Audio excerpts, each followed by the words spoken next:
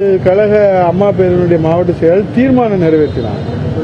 அதன் அடிப்படையில் சொல்லுகிற போது கூட ஓ பன்னீர்செல்வம் அவர்கள் முதலமைச்சராக இருப்பவர்கள், விசுவாசத்திற்கு எடுத்துக்காட்டாக இருப்பவர்கள், அவரை பார்த்துதான் விசுவாசத்தை கற்றுக்கொண்ட எங்களை போன்றவர்கள் எப்படி பணியாற்ற வேண்டும் கழகத்தில் என்பதையெல்லாம் அப்படித்தான் நான் எந்த இடத்திலும் சொல்லியிருக்கிறேன். அம்மாவுடைய மரணத்திலே விசாரணை வேண்டும் என்று சொல்லுகிற போதுதான் ஏன் அன்றைக்கு கேட்கவில்லை இன்றைக்கு கேட்கிறார்களே, இந்த நிலையில் என்ன வேறுபாடு என்பதை மாத்திரம்தான் நாங்கள் சொல்லியிருக்கிறோமே தவிர விமர்சனமாக யாரும் சொல்லவில்லை. விசுவாசத்திற்கு அவரை பார்த்துதான் நாங்கள் சசிகலா அவர்கள் குடும்பத்தால தினகரன் காப்பாற்ற முடியாதுங்கிறதாலதான் இப்படி ஒரு முடிவுக்கு எல்லாம் சேர்ந்து வந்திருக்கீங்க, எடுக்கப்பட்டிருக்காங்க.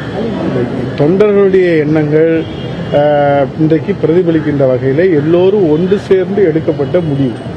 அதன் அடிப்படையில் தான் இன்றைக்கு எங்களுடைய இப்போது துணை பொதுச் செயலாளராக அண்ணன் டி தினகரன் அவர்கள் இந்த கருத்தை வெளியிட்டிருக்கிறார். எல்லோரும் கலந்து பேசி எடுக்கப்பட்ட முடிவு தான். எந்த அமைச்சரும் யாரும் தனிப்பட்ட முறையில் இது ஒரு அணியாகவோ இது ஒரு பிரிவாகவோ செயல்படவில்லை.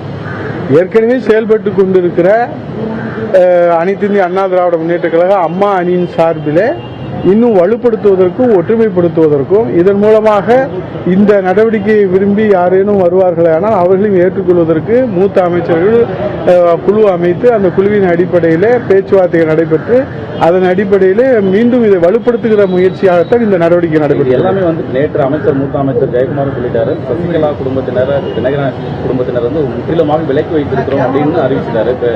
இதுல உங்களுடைய உடன்பாடு என்ன? எல்லா இப்போது மேற்கொள்ளப்படுகிற நடவடிக்கைகள் அனைத்துமே தொண்டர்களுடைய எண்ணங்களை வெளிப்படுத்துகிற அடிமட்ட தொண்டர்களுடைய எண்ணங்களை வெளிப்படுத்துகிற வகையிலே பல கட்ட பேச்சுவார்த்தைகள் அனைவரையும் உள்ளடக்கி நடத்தப்பட்ட பேச்சுவார்த்தையின் அடிப்படையிலே தான் எடுக்கப்பட்ட முடிவு. அதனுடைய அடிப்படையிலே தான் சில பேர் தியாகம் செய்வதற்கு முன்வர வேண்டும் என்று பேச்சுவார்த்தைகளை நாம் முன்வைக்கிற போது அந்த தியாகத்தை செய்வதற்கு எல்லோரும் நான் உள்பட கட்சியும் ஆட்சியும் காப்பாற்றப்படுவதற்கும் இரட்டை இலை சின்னம் மீட்டெடுக்கப்படுவதற்கும் அம்மாவின் திருப்பெயரிலே தொடர்ந்து நலத்திட்டங்களை மக்களிடத்தில் கொண்டு போய் சேர்ப்பதற்கும் நான் உள்பட அனைவரும் தியாகம் செய்ய வேண்டும் என்று நடத்தப்பட்ட பல கட்ட பேச்சுவார்த்தையின் அடிப்படையிலே தான் இன்றைக்கு எல்லோரும் எந்த தியாகத்திற்கும் நாங்கள் தயாராக இருக்கிறோம். எங்களுடைய ஒரே நோக்கம் கட்சி ஒன்றுபட வேண்டும், இரட்டை இலை சின்னம் மீட்டெடுக்கப்பட வேண்டும், அம்மாவின் திருப்பெயரிலே. ஏனால் கட்சியும் ஆட்சியும் இருந்தால்தான் அம்மாவின் திருப்பெயரிலே தொடர்ந்து நலத்திட்டங்களை மக்களிடத்தில் கொண்டு போய் சேர்க்க வேண்டும் முடியும்.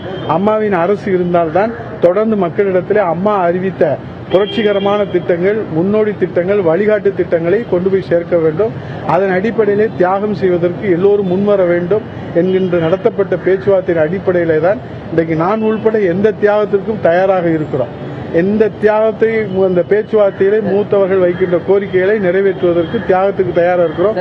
எங்களுடைய நோக்கம், எண்ணம், லட்சியம் அம்மாவின் திருப்பெயரிலே மக்கள் பணி தொடர்ந்து நடைபெற வேண்டும். அம்மாவின் அரசு மூலமாக நடைபெற வேண்டும். அம்மாவின் இயக்கம் அனைத்து இந்திய அண்ணா திராவிட முன்னேற்ற கழக புரட்சித் தலைவர் இயக்கத்தின் மூலமாக நடைபெற வேண்டும்.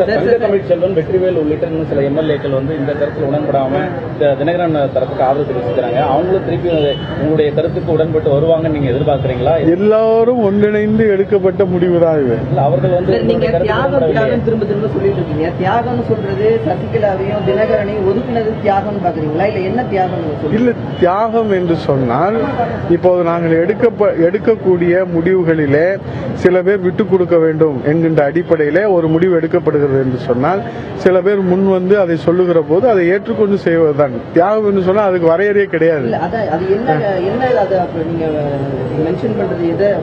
நீங்க என்ன doubt? there is no definition for dedication. என் சார்பா நான் எடுக்கக்கூடிய முடிவு நான் தியாகமா நினைப்பேன். நீங்க பார்த்து எடுக்கிற முடிவு நீங்க தியாகமா நினைப்பீங்க. there is no definition in any. முதல் வெற்றி அப்படின்னு சொல்லிட்டு அதை எப்படி பாக்குறீங்க? இது ஓபிஎஸ் ஆலதான் இந்த முடிவு எடுக்கப்பட்டதா, இல்ல ஓபிஎஸ் இப்ப பேட்டி கொடுத்திருக்காரு இது எங்க அணிக்கு கிடைத்த முதல் வெற்றி, இரண்டாவது கோரிக்கை நிறைவேறும் அப்படின்னு இருக்காரு, அதை நீங்க எப்படி பாக்குறீங்க? அணிகளுக்கு கிடைத்த வெற்றியா நாங்க இதை பார்க்கல. இதை நாங்க எதை பிரதானமா முன்வைக்கிறோம் அப்படின்னு சொன்னா, நாங்க நடத்துகிற மாண்பு முதலமைச்சருடைய தலைமையிலே நடத்தப்பட்ட பேச்சுவார்த்தையில அம்மாவுடைய திருப்பெயரிலே தொடர்ந்து மக்கள் நலத்திட்டங்கள் இப்போது கூட பாத்தீங்கன்னா இப்ப நீங்க எழிலத்தில் நிக்கிறீங்க. வறட்சி பணிகளுக்கான ஆய்வுக் கூட்டம் மாண்பு முதலமைச்சருடைய ஆணைக்கு இணங்க நடைபெற்றது. ஏறத்தாழ 2247 கோடி ரூபாய் அம்மாவுடைய அரசு விவசாயிகள் பாதிக்கப்பட்ட விவசாயிகளுக்காக ஒதுக்கீடு செய்திருக்கிறது. குடிநீருக்காக ஒதுக்கீடு செய்யப்பட்டிருக்கிறது. இந்த பணிகள்லாம் ஆய்வு செய்வதற்கு அரசு இருந்தால் தானே நாங்கள் ஆய்வு செய்து அதை முழுமையாக கொண்டு போய் சேர்க்க முடியும். ஆகவே அந்த அடிப்படையிலே தான் நாங்கள் சொல்றோமே ஒழிய வேற எந்த அடிப்படையிலும் இல்லை. இனிமேல் தான் மாண்பு முதலமைச்சர் அவர்கள் மற்றும் மூத்த அமைச்சர்கள், தலைமை கழக நிர்வாகிகள், சட்டமன்ற உறுப்பினர்கள், அனுபவம் வாய்ந்தவர்கள் எல்லாம் உள்ளடக்கி அனைவருடைய சம்மதத்தோடு மாண்பு முதலமைச்சர் அவர்கள் இதை எடப்பாடி பழனிசாமி தான் தலைமையா? அரசு எடப்பாடி பழனிசாமி அவருடைய தலைமையில் இருக்குது. அவர் தொடர்ந்து வழிகாட்டக்கூடிய அந்த வகையிலே முடிவெடுக்கக்கூடிய வகையில் மூத்தவர்களை ஒன்றிணைத்து ஒரு குழுவாக அமைத்து அந்த வழிகாட்டுதல் அடிப்படையிலே நாங்கள் செயல்படுகிறோம்.